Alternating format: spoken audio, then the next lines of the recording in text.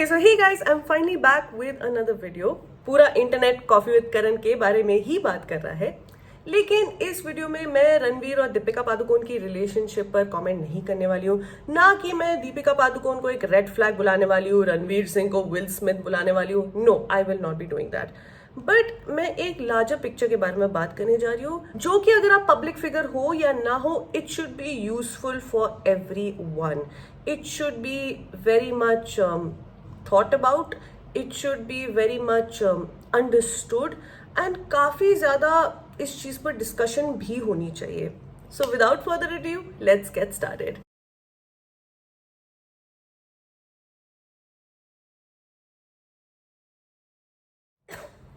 Okay, so मैं ऐसे शुरू करना चाहूंगी. सेलिब्रिटीज आर पब्लिक फिगर्स, और सेलिब्रिटीज से मेरा सिर्फ ये मतलब नहीं है बॉलीवुड फिल्म स्टार या film actor, film actress. Celebrities से मेरा मतलब है any person who is in the public eye. चाहे वो कोई पॉलिटिशियन हो, चाहे वो कोई स्पोर्ट्स पर्सनालिटी हो, चाहे वो कोई कंटेंट क्रिएटर हो, या चाहे वो कोई बहुत बड़ा बिजनेसमैन ही क्यों ना हो. देयरफॉर उनकी जो जिंदगियां होती है ना, वो एक आम इंसान के मुकाबले में काफी ज्यादा पब्लिक नॉलेज में होती है. हाउएवर एक लिमिट होती है कि एक इंसान को, चाहे आप पब्लिक फिगर हो या ना हो, कितना एक इंसान को रिवील करना चाहिए अपने बारे में पब्लिक में, कितना एक इंसान को अपनी पर्सनल लाइफ के बारे में बताना चाहिए. अब देखो, मैं यहाँ पे कोई मॉरल जजमेंट नहीं पास करने वाली हूँ, ईच टू देयर ओन. ना मैं कोई मॉरलिटी पे ज्ञान देने वाली हूँ, ना मैं कोई किसी की रिलेशनशिप पर ज्ञान देने वाली हूँ, ना मैं ये बोलने वाली हूँ कि आपको क्या पोस्ट करना चाहिए, क्या नहीं करना चाहिए, क्या बोलना चाहिए, क्या नहीं बोलना चाहिए. I am not here to give that ज्ञान. However I would definitely like to say that जब से सोशल मीडिया का बूम हुआ है, जब से इंटरनेट अफोर्डेबल हुआ है, तब से हम लोग जो अपनी जिंदगी के कई एलिमेंट्स होते हैं, अपनी लाइव्स होती हैं, बहुत ज़्यादा जो इंटीमेट एक लाइफ होती है, हम लोग बहुत ज़्यादा पब्लिक कर रहे हैं थ्रू सोशल मीडिया. हम लोग कहाँ जा रहे हैं, किससे मिल रहे हैं, किन किन लोगों से हमारी दोस्ती है, वो सब हम लोग पब्लिक कर रहे हैं. अब ये सब चीजें शेयर करने में कोई सच बुराई नहीं है. मैं भी शेयर करती हूँ, मैं अपने डॉगी के बारे में शेयर करती हूँ, मैं यूट्यूब पे अपनी थॉट्स शेयर करती हूँ, मैं अपना कौन सा ब्रांड यूज करती हूँ वो शेयर करती हूँ, मैं अपनी फैमिली के बारे में कुछ कुछ चीजें शेयर करती हूँ, मैं अपने ट्रैवल्स शेयर करती हूँ इंस्टाग्राम पे, अपनी फोटोग्राफी, बहुत सारी ऐसी चीजें हैं जो मैं शेयर करती हूँ. So there is nothing wrong with it. लेकिन आज के डेट में जो दुनिया है ना, specially with regards to public figures या इन्फ्लुएंसर या कोई भी ऐसा फेमस पर्सनालिटी हो, उसको लेकर या उसके ओपिनियंस या उसके कुछ भी एक्टिविटी को लेकर जो वर्ल्ड है ना, एंड इन जनरल ऑल्सो जो वर्ल्ड है ना, वो काफी ज्यादा हाइपर सेंसिटिव है thanks to social media, but not for the very good reasons. चाहे वो कोई छोटी सी फोटो हो, या कोई कैप्शन हो, या वो कोई इंटरव्यू में दिया हुआ एक स्टेटमेंट हो, हर एक चीज एक पब्लिक फिगर की, एक सेलिब्रिटी की, वो बहुत ही ज्यादा इंटेंस स्क्रूटनी में आती है. It's a fact, right? Because they are public figures. हर एक चीज, उनकी पूरी जिंदगी पब्लिक है, उनकी पूरी जिंदगी एक खुली किताब है, तो डेफिनेटली उनका एक माइन्यूट स्टेटमेंट भी पब्लिक जज कर सकते हैं. अब जो कॉफी विद करण जैसे शोज होते हैं, उनका जो फॉर्मेट होता है वो होता है entertainment interview style format. Before getting on to the explanation of entertainment interviews, let me explain that there are different types of interviews. एक होता है डिबेट इंटरव्यू या आर्ग्यूमेंट इंटरव्यू, एक होता है इमोशनल इंटरव्यू, जहाँ पे जो इंटरव्यूअर होता है वो कुछ इमोशनल सवाल पूछता है, कुछ वल्नरेबल सवाल पूछता है, जैसे कि हम वॉर विक्टिम से कोई वल्नरेबल सवाल पूछते हैं, या जो जैसे कि हम सत्यमेव जयते में देखते हैं जो इमोशनल इंटरव्यू स्टाइल. और एक होता है एंटरटेनमेंट इंटरव्यू, जो कपिल शर्मा शो में देखने को मिलता है, जो कॉफी विद करण में देखने को मिलता है हमको, उसे कहते हैं एंटरटेनमेंट इंटरव्यू.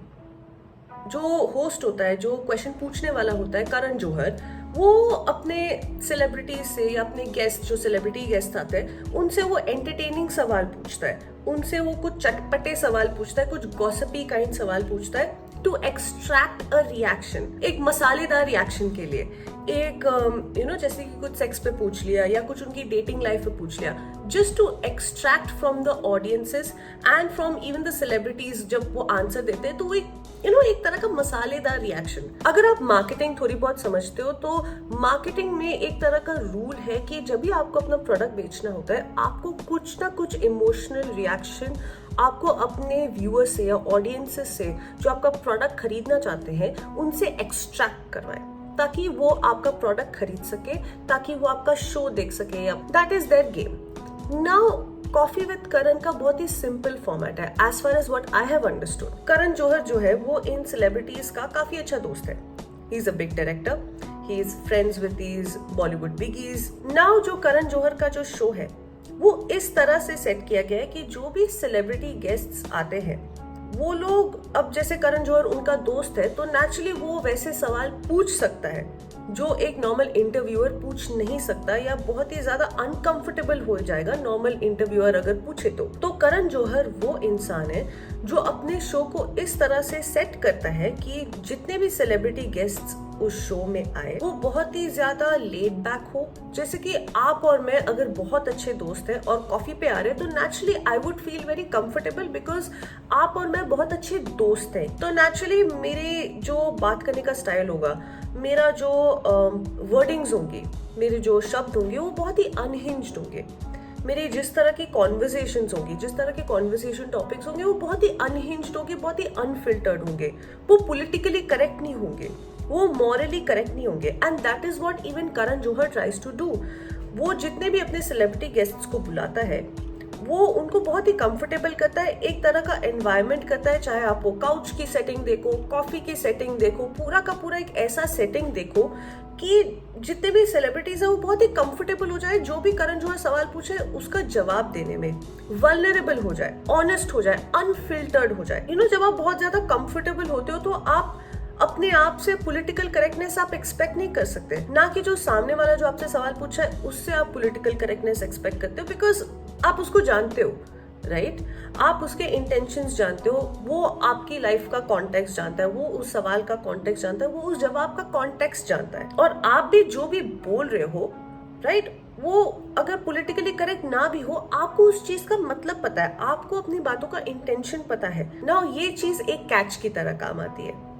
जब भी कोई भी इंसान, जैसे कि मैंने कहा, जब भी कोई भी इंसान बहुत ही ज्यादा कंफर्टेबल हो जाता है तो कुछ ऐसी बातें भी निकलती हैं जो कि सामने वाले पर्सन के लिए ठीक हो और आपके लिए भी ठीक हो, क्योंकि आप दोनों को पता है कि आप दोनों क्या बात कर रहे हो, आप दोनों को पता है कि उन बातों का कॉन्टेक्स्ट क्या है।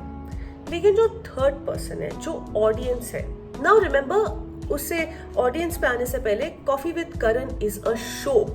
कॉफी विद करण पे एक कैमरा लगा हुआ है, चाहे वो कितना भी कंफर्टेबल एनवायरनमेंट क्यों ना बना दे करण जौहर, चाहे कितना भी सोफा एकदम कंफर्टेबल हो, सवाल एकदम कंफर्टेबली करण जौहर जैसे एक दोस्त की तरह कैजुअली पूछ रहे वैसे हो, लेकिन one needs to remember that coffee with Karan is a show.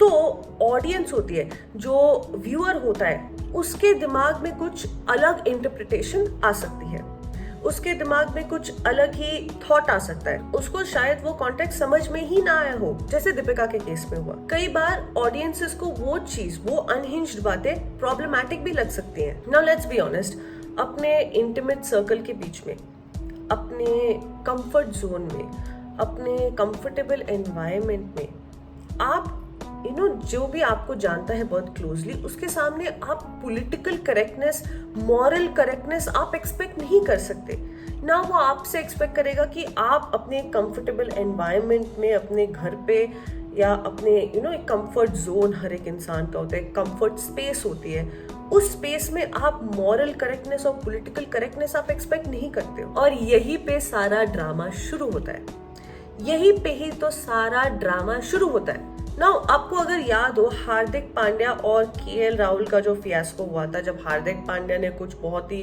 Comfortable, बहुत ही, आई वोंट से कि वो स्टेटमेंट्स प्रॉब्लमैटिक थे या नहीं थे, वो आपकी इंटरप्रिटेशन पे डिपेंड करता है, बट कुछ ऐसे स्टेटमेंट्स हार्दिक पांड्या ने बोले, एंड केएल राहुल भी शामिल था। केएल राहुल तो चुप था लेकिन वहां पे बैठा हुआ था, केएल राहुल भी शामिल था, जिसकी वजह से बीसीसीआई को लिटरली हार्दिक पांड्या और केएल राहुल को टीम इंडिया से बाहर करना पड़ा था, because they were in the coffee with Karan show, और उन्होंने कॉफी विद करण पे कुछ ऐसी बात बोल दी, कुछ ऐसी बात बोलते कि इंटरनेट पे बहुत आउटरीच हो गया, बीसीसीआई को उनके खिलाफ एक्शन लेना पड़ गया फिर, बिकॉज अगेन शो का फॉर्मेट ही क्या है, हार्दिक पांड्या जैसा बंदा, इतना बड़ा क्रिकेटर, वो बहुत ही कंफर्टेबली अपने एक कंफर्ट जोन में करण जौहर के साथ कैजुअली चैट कर रहा था, और कैजुअली उसके मुंह से ये बातें निकल गई। जो कॉफी विद करण जैसे शोज होते हैं ना, वो इस तरह से ही सेट होते हैं। वो जो आपकी पॉलिटिकल इनकरेक्टनेस है, वो जो आपकी एक कंट्रोवर्शियल साइड है, वो जो आपकी एक अनहिंज्ड साइड है, उसको बहुत ही ज़्यादा क्योंकि आपकी जो अनहिंज्ड साइड होती है, स्पेशली पब्लिक फिगर्स की जो अनहिंज्ड साइड होती है, वो उस कंट्रोवर्शियल साइड पे थ्राइव करते हैं। That's how the show runs. वो लोग जो सेलिब्रिटी गेस्ट है, उनसे डिलिबरेटली कुछ मसालेदार नहीं बुलवाते कि यार तू जा, प्रिपेयर्ड करके नहीं करवाते। वो एक ऐसा सेटिंग करते हैं कि बहुत ही ज्यादा जो सेलिब्रिटी गेस्ट है वो एकदम कंफर्टेबली, एकदम कैजुअली वो बैठे और वो कुछ ऐसी बातें मुंह से बोल दे casually. What Koffee with Karan does is that it dilutes the lines and boundaries of what is correct and what is appropriate. क्या करेक्ट है, क्या अप्रोप्रिएट है, किस तरह से किस चीज को बोलना चाहिए और किस तरह से क्या चीज नहीं बोलनी चाहिए सबके सामने, वो लाइन वो डाइल्यूट हो जाती है, जो कि एक अच्छी चीज भी हो सकती है। Because we all want to see our favourite celebrities beyond their movies and advertisements and photoshoots. हम लोगों को भी अपने सेलिब्रिटी को जानना होता है, because that's what makes us connect with them even more. But कई बार ऐसा होता है कि बहुत ही ज्यादा अननेसेसरी इंफॉर्मेशन आ जाती है हमारे प्लेटर पे, स्पेशली जब हम एक डिजिटल डे एंड एज में रह रहे होते हैं जहाँ पे हर चीज स्क्रूटनाइज की जाती है। And because of this shows it almost blurs the boundaries between two human beings who are almost strangers. It's just one happens to know the other person because of public knowledge, because of their work, right, उनके काम की वजह से। But otherwise वो लोग completely strangers है। और ऐसी जो इंफॉर्मेशन जब आ जाती है वो एक तरह से लाइंस को ब्लर कर देती है। पहले ये केस नहीं होता था, पहले भी coffee with Karan pre internet से, आई मीन 20 साल से कॉफी विद करण चल रहा है, but it was never the case earlier back then. I mean Koffee with Karan के अलावा देयर वाज रिजॉम्बू बाय सिमी ग्रेवाल और भी बहुत सारे ऐसे टॉक शोज थे, but it was never really the case earlier. Celebrities भी अनहिंज्ड थे उस समय, बहुत ज्यादा अनहिंज्ड थे कई सेलिब्रिटीज तो, बट वो केस पहले नहीं था क्योंकि उस समय सोशल मीडिया का एडवेंट इतना नहीं हुआ था। उस समय जो इंटरनेट था वो एक लग्जरी की तरह माना जाता था।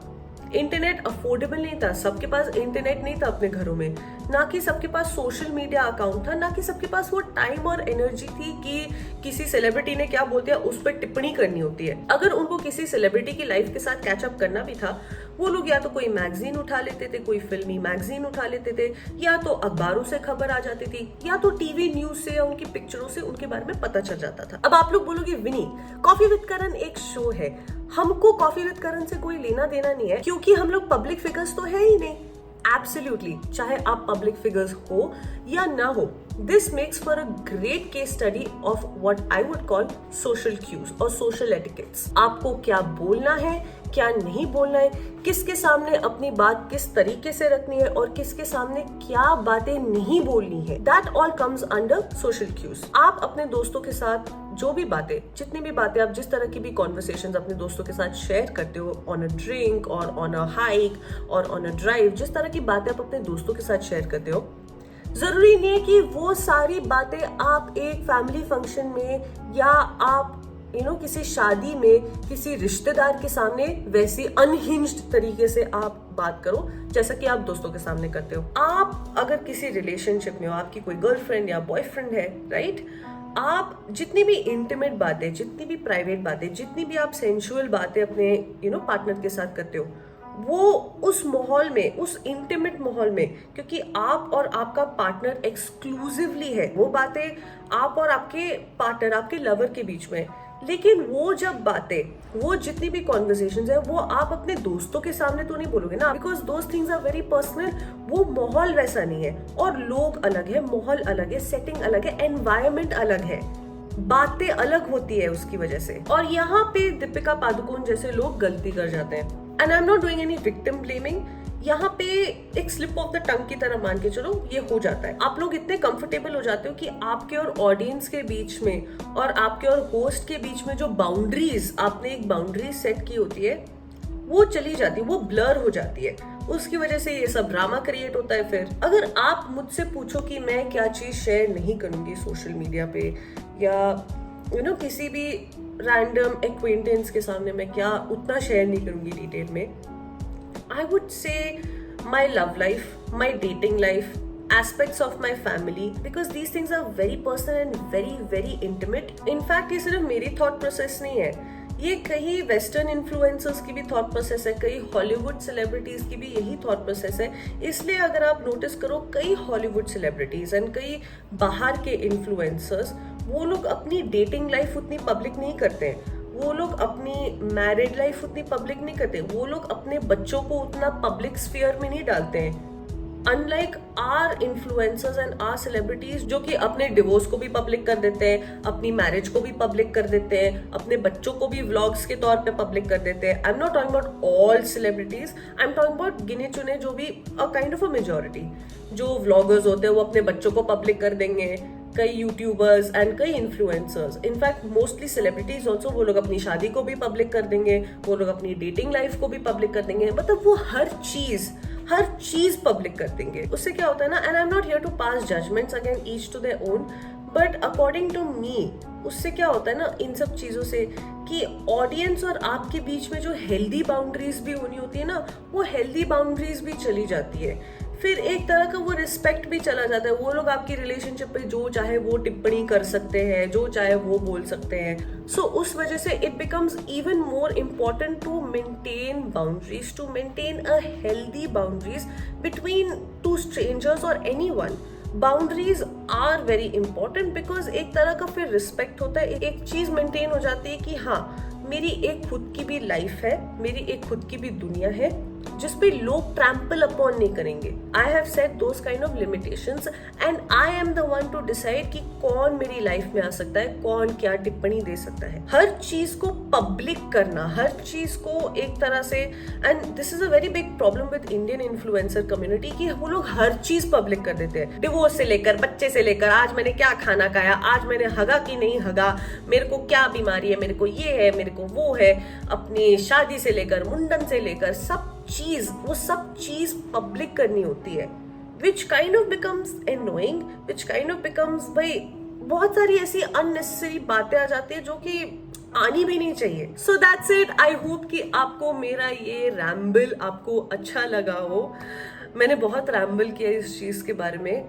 अगर मैं गलत हूं तो do let me know in the comment section. अगर आप मेरी बातों से अग्री करते हैं then do let me know in the comment section. And अगर आपको कोई और वीडियो सजेस्ट करनी है then do let me know in the comment box below. Till then, see you next time.